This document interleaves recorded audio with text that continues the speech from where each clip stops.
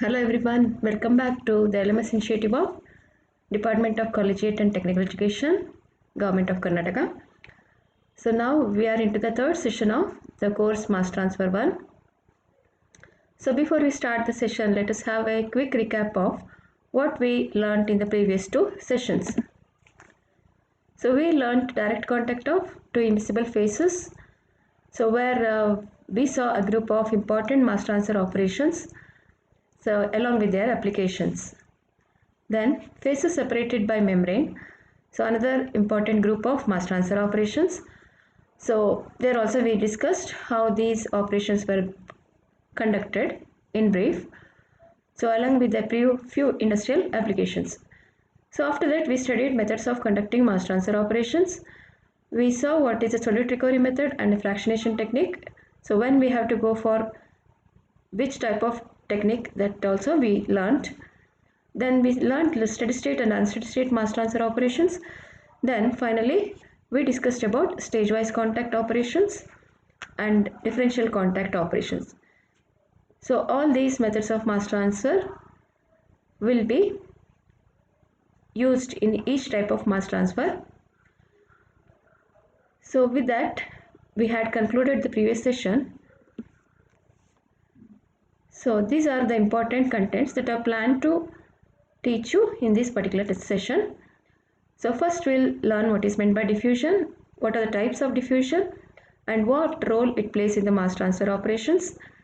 A fixed law of diffusion then comes, and after that we'll discuss molecular diffusion in fluids. So first let us understand what is meant by diffusion. See, it is the net movement of a component through a mixture in which it is present from the region of high concentration to the region of low concentration at the fixed conditions of temperature, pressure, with or without the help of an external force. So look at the diagram below. So here I've shown just a box.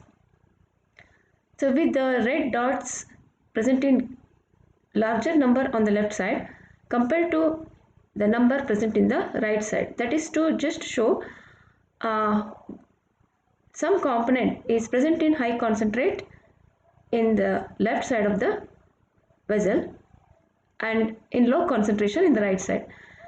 So when this is present with the original mixture, this condition is there with the original solution or mixture, we say that the concentration gradient exists. There is a concentration difference or concentration gradient. So whenever there is a concentration gradient, all of you know that the mass transfer takes place from the higher concentration end to lower concentration end. So now the component will diffuse from the high concentration end to low concentration end here, that is from the left side of the box to right side, till the number of dots will become uniform or same on both the sides. So in real situation also same thing happens. In a given mixture, if the concentration of any one substance is different at different locations, then that concentration itself make the component to move in that direction to reduce this concentration and finally destroy the gradient. That is, the ultimate result of any diffusion operation is to destroy the concentration difference present and bring about a uniformity. So understand diffusion with this simple example.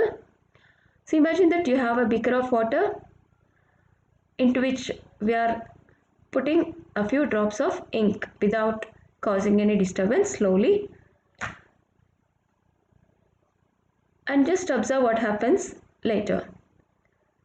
The drops of ink, suppose imagine that you are putting them at the center of the vessel. So initially it is present at the center, slowly it starts spreading, and after some time if you see the third beaker, you can see here, it has spread over to certain area in the middle of the vessel itself. Still it has not reached the wall of the vessel. So if you just leave it again for after some time, you will finally see that the ink has spread to the entire mass of the water. So now this is the uniformity, that is the end of diffusion. So diffusion ultimately brings about that uniformity, but it may occur slowly or it may occur fast. So let us now see the two types of diffusion and in which the diffusion is faster and in which type it is slower. So before that, let me tell you what role a diffusion plays in a mass transfer operation. So any mixture which is initially non-uniform will be ultimately brought to uniformity by the process of diffusion, because the concentration gradient, that is the one which is causing the diffusion, will make the diffusing component to move in such a direction to reduce this concentration gradient, and finally destroy the gradient. That means the concentration gradient finally becomes nil through the process of diffusion, and the mixture which is non-uniform at the beginning will be ultimately brought to the uniform condition. That is, it becomes a mixture in which the concentration of all the constituents are uniform. Okay, so that is the role of a diffusion played in a mass transfer. Okay, now if you maintain that concentration gradient, that is supplying the component to the side where it's present in higher concentration and removing it from the other side where it is present in lower concentration, then the diffusion continuously occurs without any interruption. As long as the concentration gradient is there, diffusion doesn't stop, and this kind of continuous flow is utilized to effect the separation in mass transfer operations. Okay, coming to types of diffusion. So if the diffusion is resulting from the random thermal movement or motion of the molecules, it is called as molecular diffusion. Or if it is occurring due to any external force or with the help of an external force like stirring, convective movement of fluid, etc., then it is called eddy diffusion or turbulent diffusion. Molecular diffusion is a slow process, whereas eddy diffusion or turbulent diffusion is a fast process. So the two in terms of speed are very different. Okay, so let us now understand. So molecular diffusion means the random thermal movement, means if the molecules they themselves move because of their internal thermal energy present, then it is molecular diffusion. Or if the same diffusion is increased or get the help of an external force, then it is called eddy diffusion. So just observe what is happening in this example.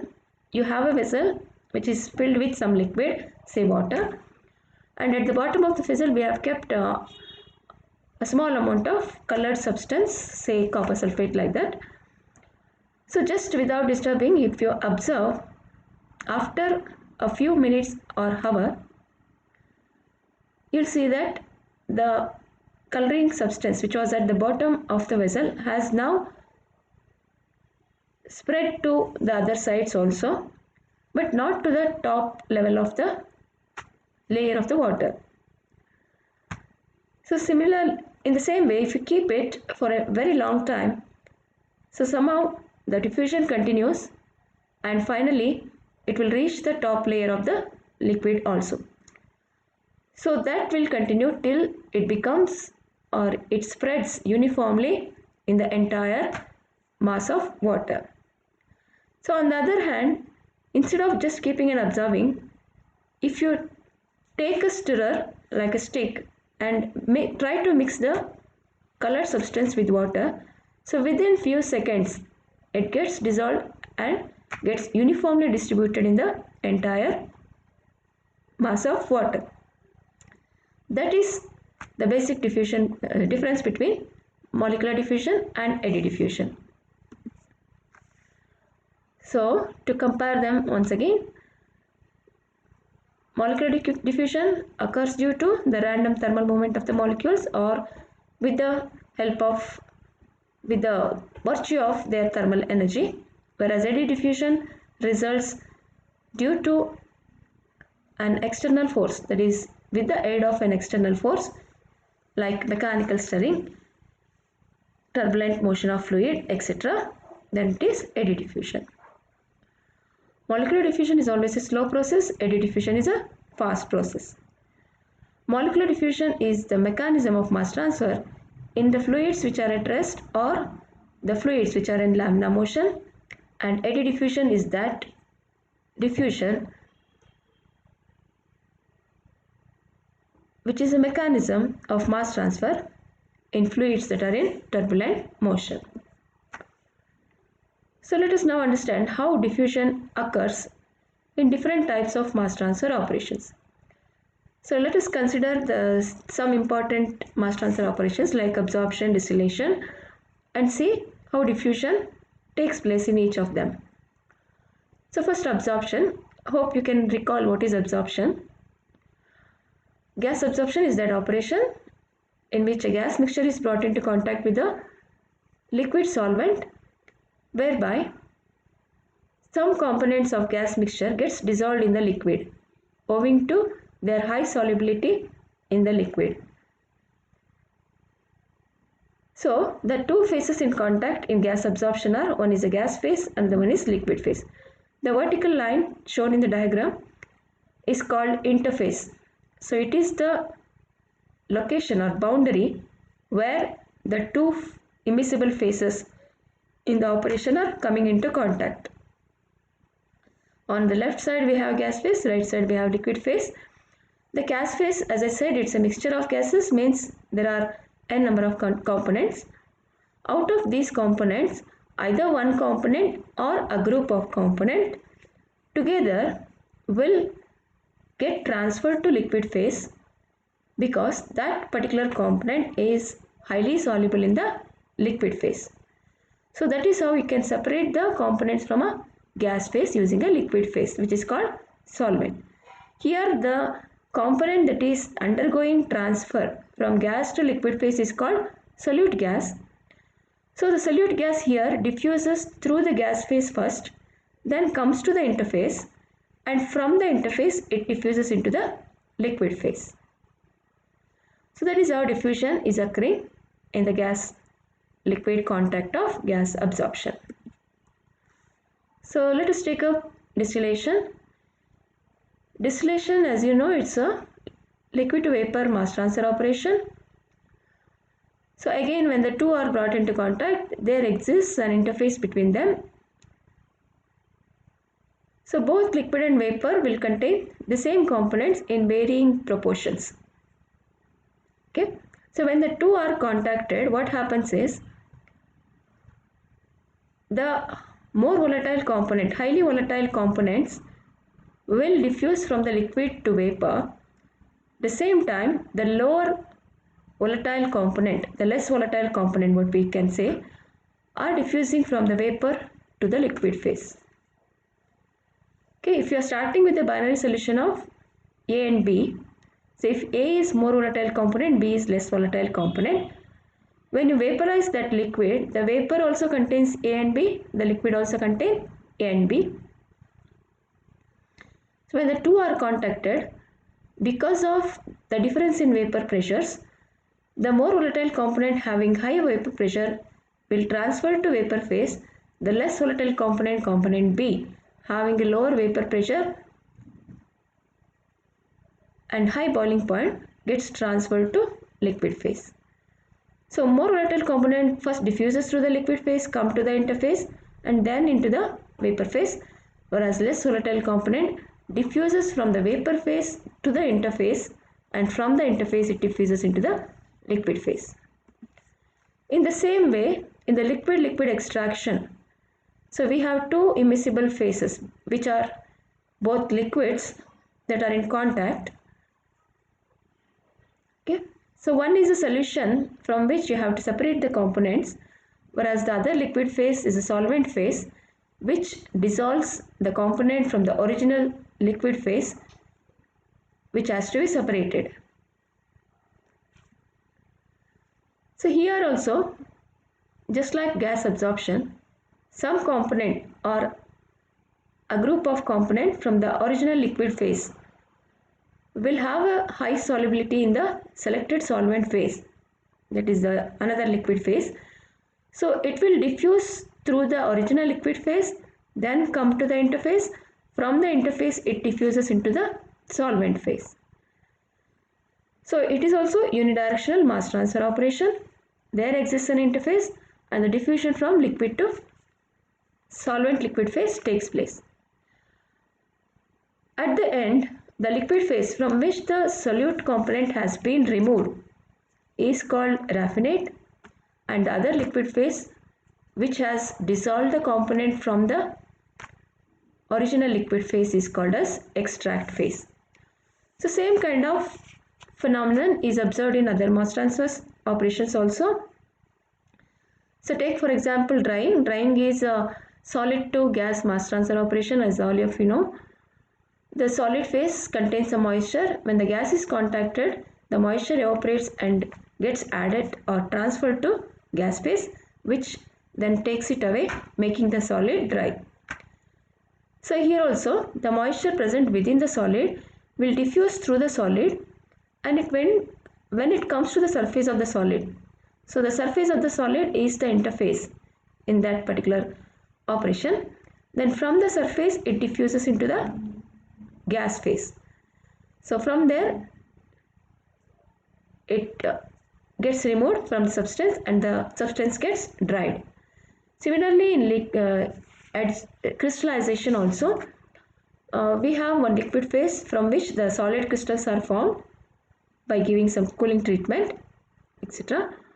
And those solid crystals will act as a solid phase, and the liquid phase from which the solids have formed, that acts as a liquid phase. The liquid phase still contains solute. That solute will diffuse through the liquid phase, come to the surface of the solid crystals, where they get deposited to make the crystals grow in size. So it is all about diffusion in all the mass transfer operations occurring in a unique manner. So that is how diffusion is playing a very important role in all mass transfer operations. So now we'll get into the theory of diffusion.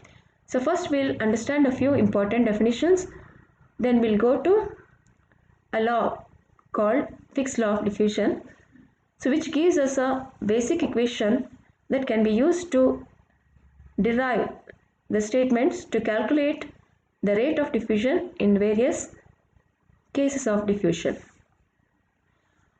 So the first definition is molar concentration. So we express the concentration of a substance in many ways. So for our topic of discussion, so the important concentration terms are molar and mole fraction, molar concentration and mole fraction.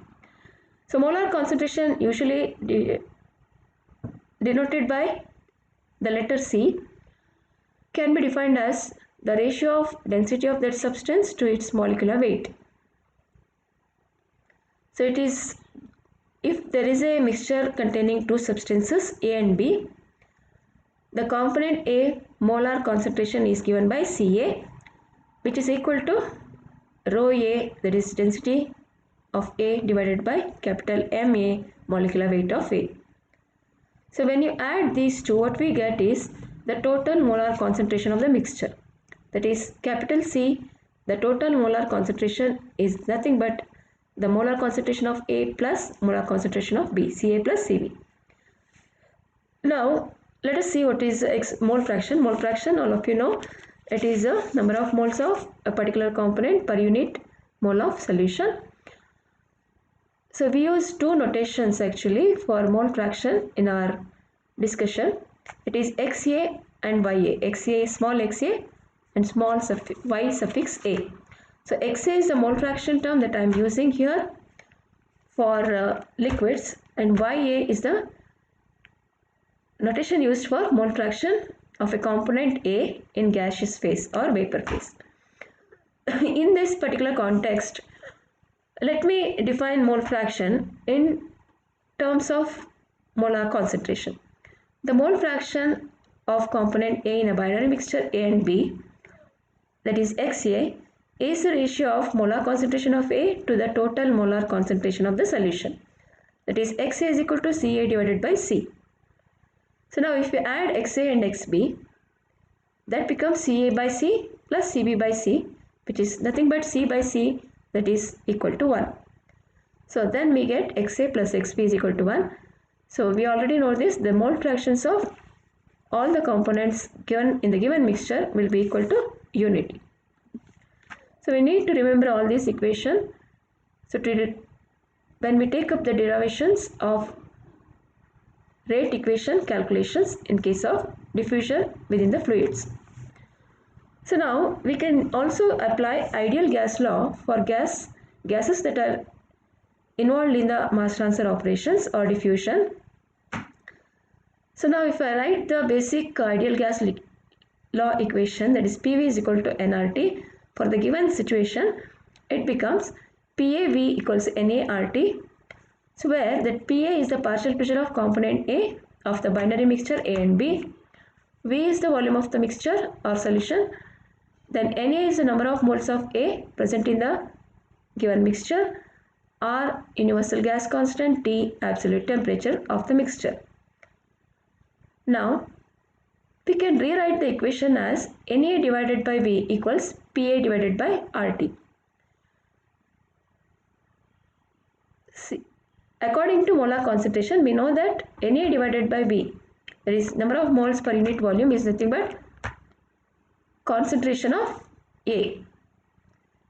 So that equation finally becomes Ca is equal to Na divided by V equals Pa by RT. Now let us also write the XA in terms of the partial pressure Pa. So we know that XA is equal to Ca by C. So from the above equation, Ca is equal to Pa by RT.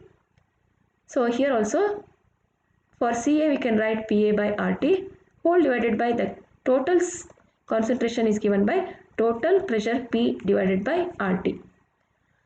RT and RT, both numerator and denominator terms gets cancelled. Finally what we get is XA is equal to Pa divided by R, the capital P. So I should have written Ya here because I am talking about the mole fraction in gaseous phase. So anyway, in the further discussions, whenever we consider diffusion within a gas phase or a vapor phase, let us use Ya term or a Ya denotation for the mole fraction in a gas phase.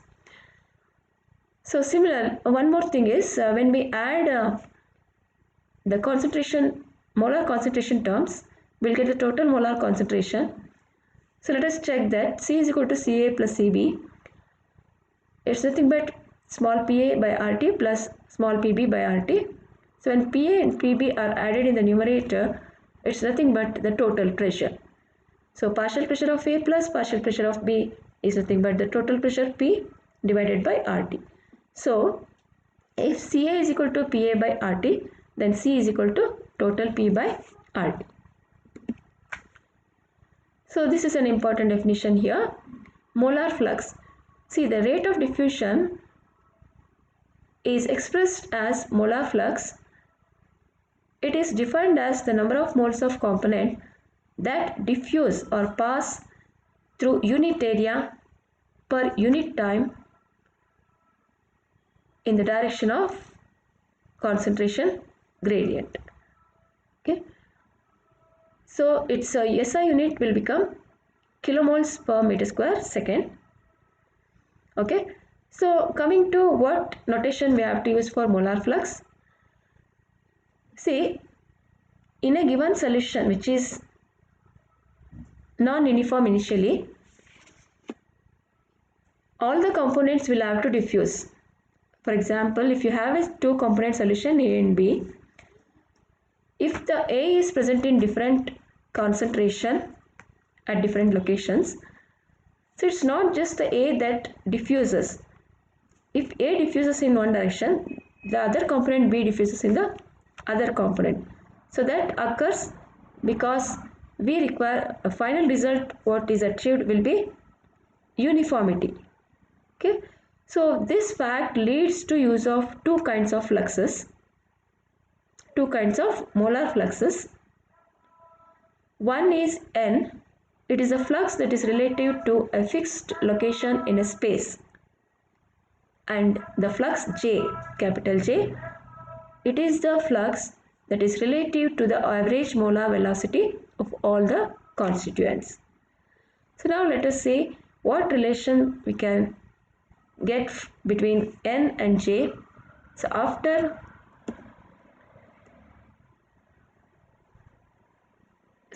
going to the statement of Fick's law of diffusion.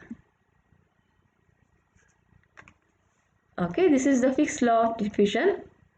So that has been named after scientist Adolf Fick. So it states that the flux of the diffusing substance, that is JA, in Z direction is of a binary mixture A and B is proportional to the molar concentration gradient. So JA is proportional to dCA by dZ. So again we are keeping in mind that there is a solution containing A and B. So A is the component that is undergoing diffusion. So JA represents the molar flux of A relative to average molar velocity for all the components. Then dCA by dZ is the concentration gradient in Z direction. So when you introduce a proportionality constant, the equation becomes JA equals minus DAB dCA by dZ. So keep it as a equation number 1. Here JA is the molar flux of component A in Z direction related to average molar velocity for the constituents. So as I said before, the flux is expressed in kilomoles per meter square second.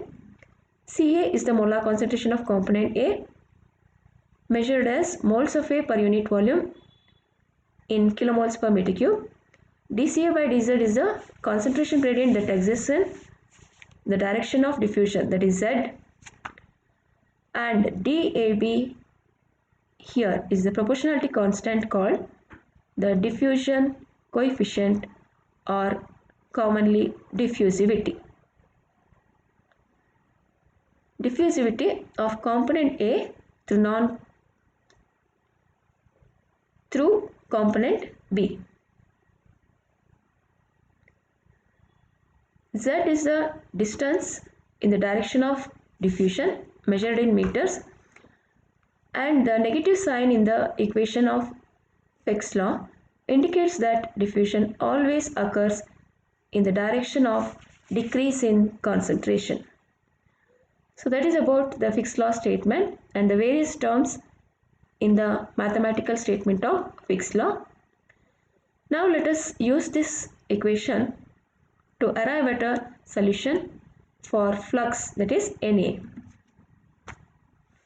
So before we go for derivation part, so let me tell you briefly about diffusivity, DAB. So that the proportionality constant, what we have seen in the previous slide in the statement of Fick's law, DAB is called diffusivity.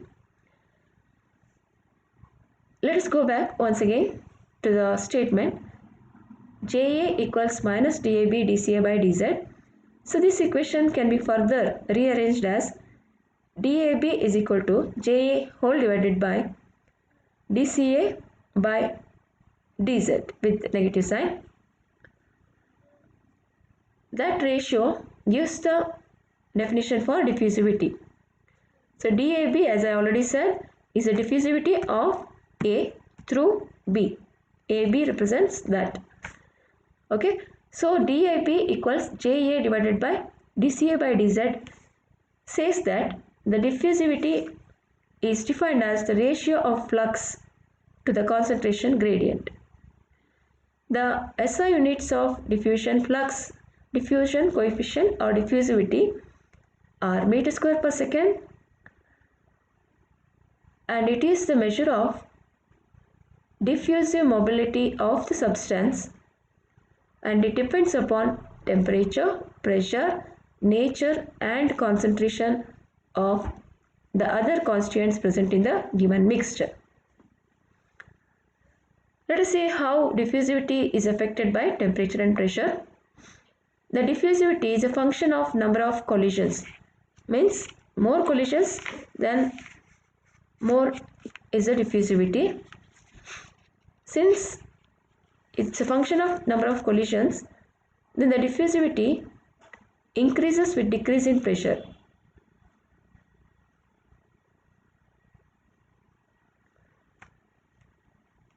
That is, when pressure gets reduced, diffusivity increases. So, however, this effect of pressure on diffusivity is restricted to gases. That means in liquid cases, the pressure has negligible effect on diffusivity. And coming to the effect of temperature on diffusivity, the random motion of molecules will increase with the increase in temperature. Hence, the diffusivity also increases with the increase in temperature. Okay, now let us concentrate on molecular diffusion in fluids. So just to establish a relationship between the net flux N and the flux of A NA, flux of B NB, and the flux relative to average molar velocities, that is JA, let us assume a simple case of diffusion. Consider that a box has been kept like this, which is divided into two parts, parts 1 and 2 as shown in figure. So there is a partition P at the middle. You can see the partition line in the middle.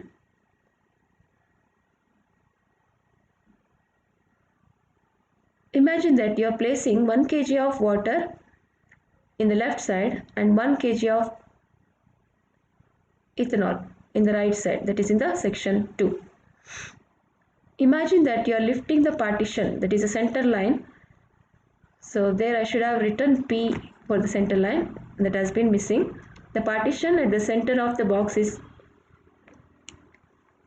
P. Okay, so you are removing the partition carefully without causing much disturbance to the substances on either side. Thereby you are allowing the ethanol to diffuse to the left and water to diffuse to the right. Okay, so the diffusion occurs, both the liquids will flow in opposite direction. Finally, when concentration becomes uniform, the diffusion stops, and you will observe that there has been a net diffusion in right direction. That means if you had initially balanced this box on a knife edge, then it would have tipped downward to the right because the net flux is taking place in the right direction. So the diffusion flux of component A, water, can be taken as positive, and the diffusion flux for component B, that is of ethanol, can be taken as a negative. So for the condition of steady state, so we are now considering the steady state condition. The net flux, that is N, will be equal to the flux Na plus flux Nb. So this is equation number 2. Now let us write the equation for the flux of one component A. So the flux of any one component is made up of two parts, one that results from the bulk motion N and a fraction XA of N, which is A, and the other part is the one that is resulting from the diffusion JA. So slight correction in the sentence here. The moment of A is made up of two parts, namely that resulting from bulk motion N and the fraction XA of N. N, it's not A, XA of N, which is A.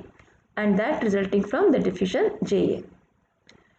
So according to this statement, we get the equation Na is equal to N into XA plus JA, where Na is the diffusion flux of A, N is the net diffusion flux, then XA is the mole fraction of A, J is the flux relative to average molar velocity.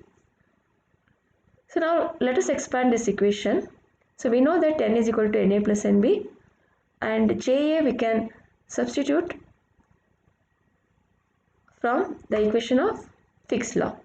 So the equation now becomes Na is equal to Na plus Nb into Xa. For JA it becomes minus dAb dCA by dZ from Fick's law equation. So name this as equation number 3.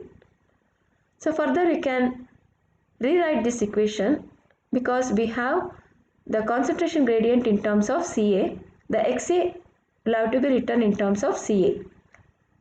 So instead of Xa, we have introduced Ca divided by C because Xa is equal to Ca divided by C. Then the equation 4 is Na is equal to Na plus Nb Ca by C minus dAb dCA by dZ.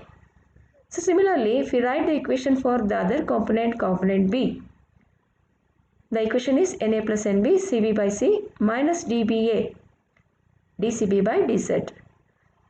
Now if you add the equation number 4 and 5, let's see what happens. On the left hand side, you will have Na plus Nb. On the right hand side, Na plus Nb into Ca divided by C plus Cb divided by C, which is nothing but 1. So Na plus Nb on both the sides gets cancelled.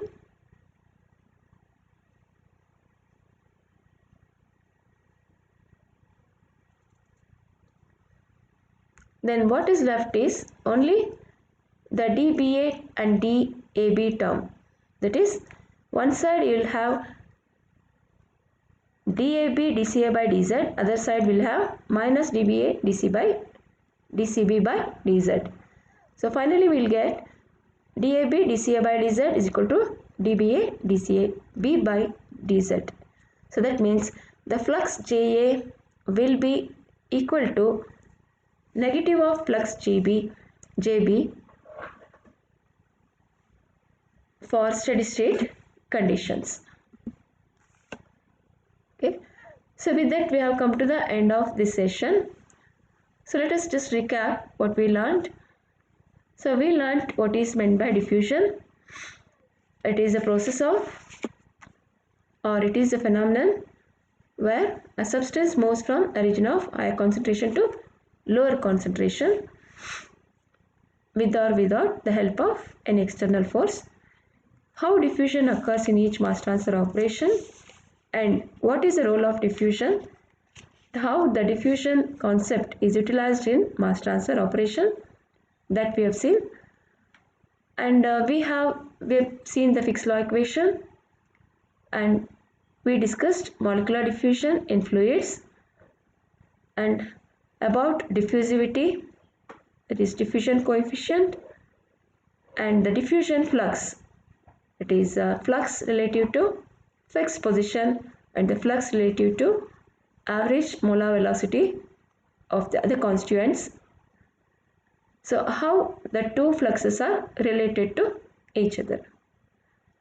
Okay, let us remember all these concepts which are required for our upcoming sessions. So let me end the session with that. Thank you for listening. See you soon in the next session.